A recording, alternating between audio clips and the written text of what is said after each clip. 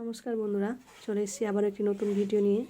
তো তোমরা দেখতেই পাচ্ছ, আজকে আমি রুই মাছ নিয়েছি। তো আজকে রুই মাছ দিয়ে খুব সুন্দর রেসিপি তৈরি করে দেখাবো। তো তোমরা ভিডিওটি দেখতে থাকো। প্রথমে আমি রুই মাছটাকে কেটে নিচ্ছি। তো এই দেখুন বন্ধুরা, আমি মাছটাকে কেটে নিয়েছি। এই দেখুন মাছের মাথা আর এই সব পিসগুলো।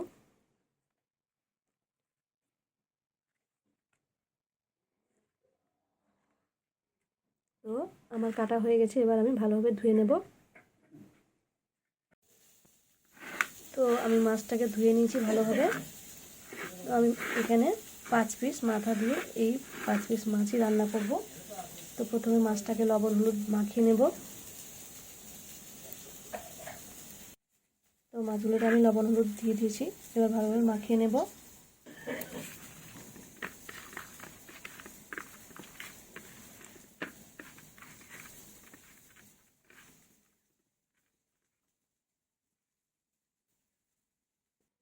তো মাছগুলো আমার মাখা হয়ে গেছে, কড়াই বসিয়ে নিয়েছি, মাছগুলো ভেজে নেব।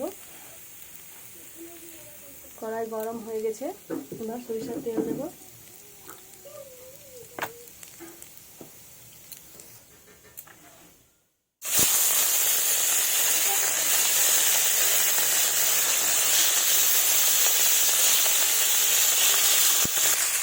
এবার মাছগুলোকে উল্টে দেবো।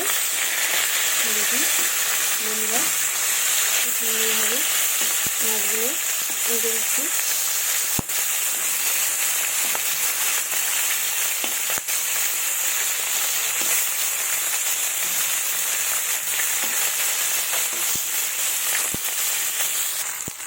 তো এই দেখুন বন্ধুরা, মাছগুলো আমার খুব ভালোভাবে ভাজা হয়ে গেছে।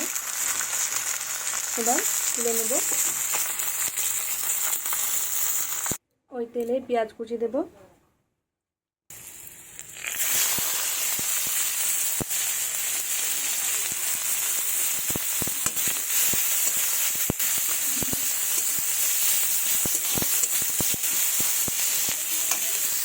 পেঁয়াজগুলো হালকা ভাজবো। তো আমি বাটির মধ্যে আলু বেগুন কেটে নিয়েছি, ধুয়ে নিয়েছি। এবার ওর মধ্যে পেঁয়াজটা হালকা ভাজা হয়ে গেছে, এবার দিয়ে দেবো। আমি কাঁটাওয়ালি বেগুন নিয়েছি, এখানে আপনারা বেগুন দিয়ে করতে পারেন।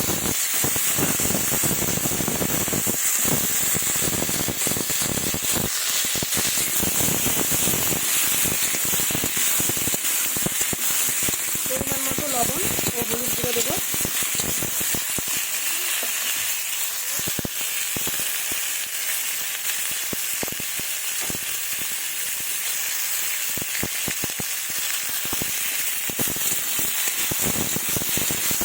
দিয়ে এইভাবে হালকা মিডিয়াম আঁচ রেখে ঢাকা দিয়ে এটাকে ভেজে নেব। একটু ঢাকা দিয়ে দেবো।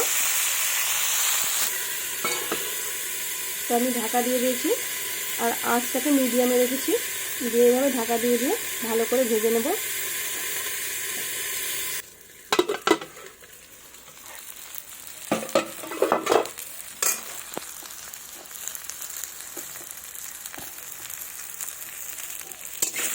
এই যে দেখুন বন্ধুরা, এটাকে ঢাকা দিয়ে আমি 2-3 বার নেড়ে দিয়েছিলাম।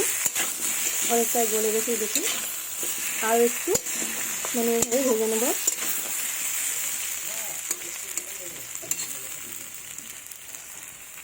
তো এবার আমি এখানে একটু তেল দেব,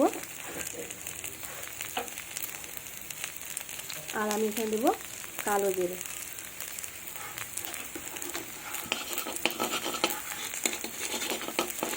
আপনারা চাইলে আগেও দিতে পারেন, কিন্তু আমি এখন দিলাম।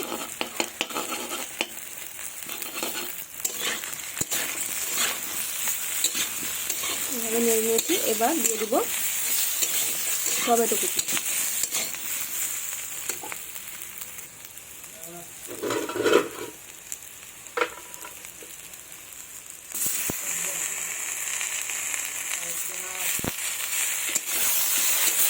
টমেটো কুচি দিয়ে দিলাম। এবার ভালোভাবে নেড়ে নেব।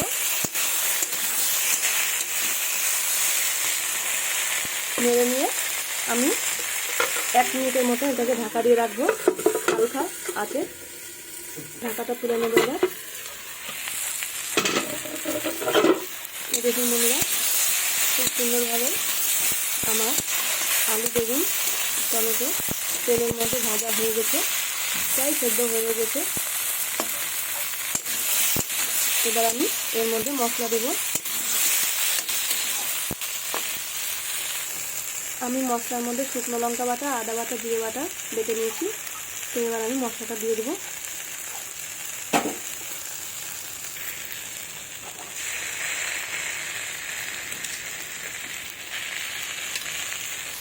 তো এবার মশলাটা দিয়ে দিয়েছি, এবার ভালোভাবে কষে নেব।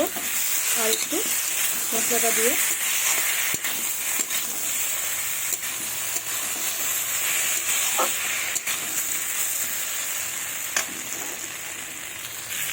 আমি অল্প একটু সরিষার তেল দিলাম, দিয়ে ভালোভাবে মশলাটাকে এর সাথে কষে নেব,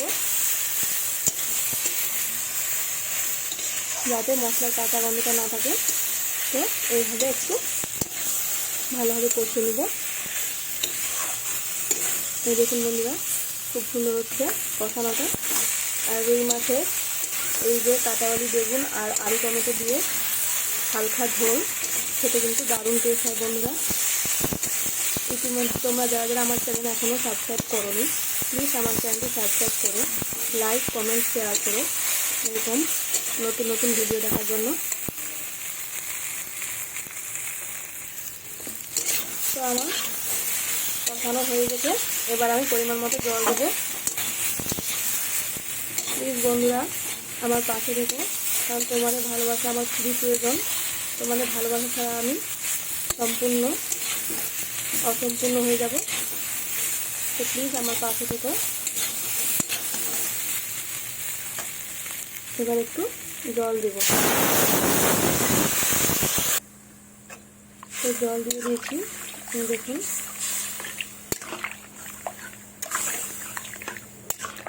খুব সুন্দর হয়েছে।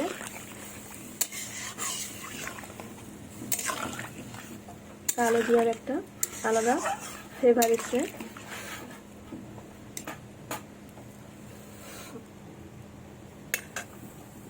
তো আমি ঝোলটা কিছুক্ষণ ভালোভাবে ফুটতে দেব।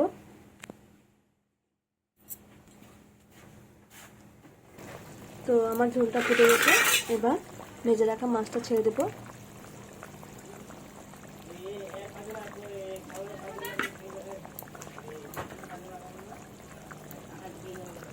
এবার কিছুক্ষণ ফুটতে দেব।